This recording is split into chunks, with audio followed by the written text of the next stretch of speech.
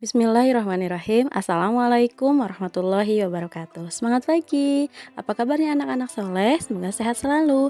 Alhamdulillah, hari ini kita kembali belajar mata pelajaran Pendidikan Agama Islam dan Budi Pekerti kelas 4, pelajaran 2, beriman kepada Allah dan Rasul, dengan subtema beriman kepada Rasul Allah.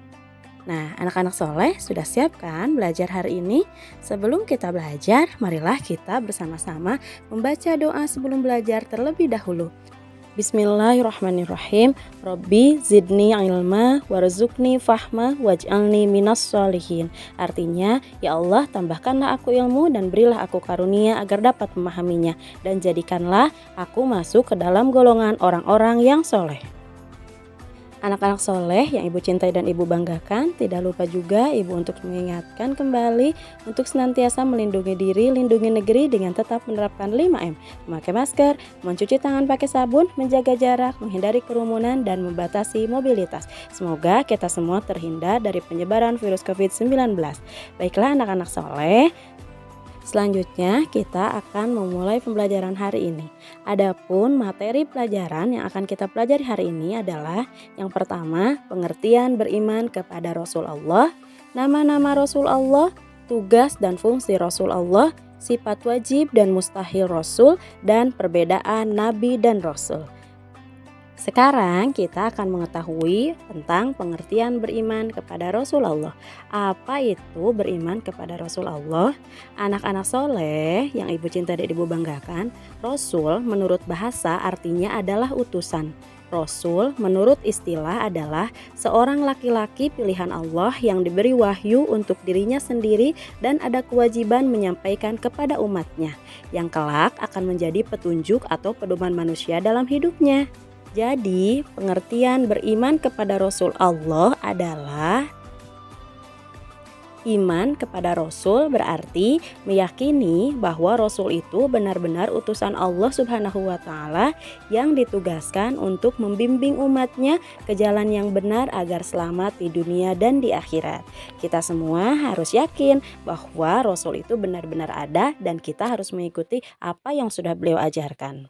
Nah, anak-anak soleh, adapun nama-nama Rasul Allah yang wajib kita ketahui itu ada 25. Tentunya kalian sudah pada tahu kan siapa saja? Ya benar, dimulai dari Nabi Adam sampai Nabi Muhammad.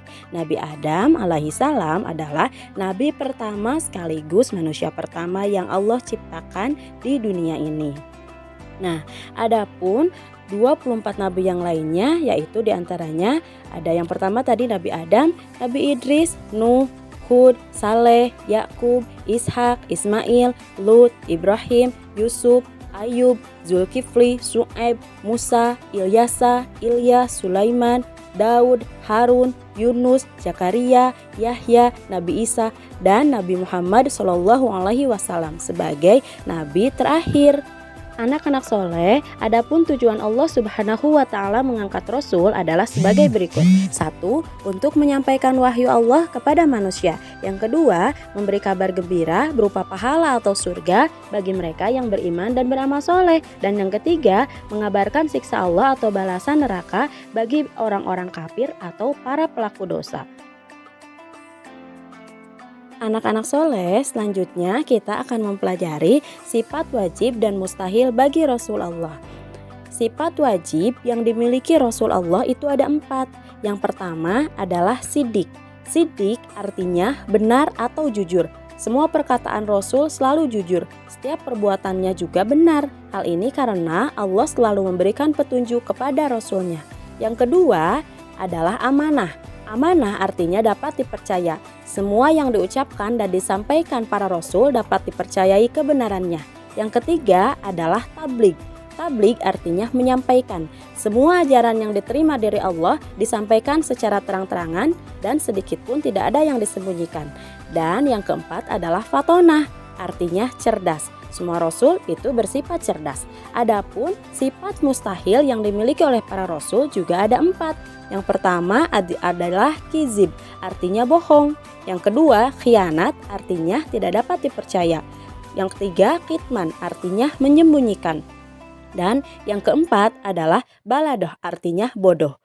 Keempat sifat mustahil tadi adalah kebalikan dari sifat wajib yang dimiliki oleh Rasul, sehingga tidak mungkin Rasul memiliki sifat-sifat yang tadi. Nah, selanjutnya apa saja perbedaan Nabi dan Rasul Allah? Perlu kita semua ketahui, ternyata Nabi dan Rasul itu berbeda. Tidak semua Nabi itu menjadi Rasul. Dan kalau Rasul itu tentunya sudah pasti beliau juga adalah seorang Nabi. Untuk lebih jelasnya, berikut perbedaan Nabi dan Rasul. Rasul menerima wahyu dari Allah Subhanahu wa Ta'ala untuk disampaikan kepada umatnya, sedangkan Nabi menerima wahyu dari Allah untuk dirinya sendiri.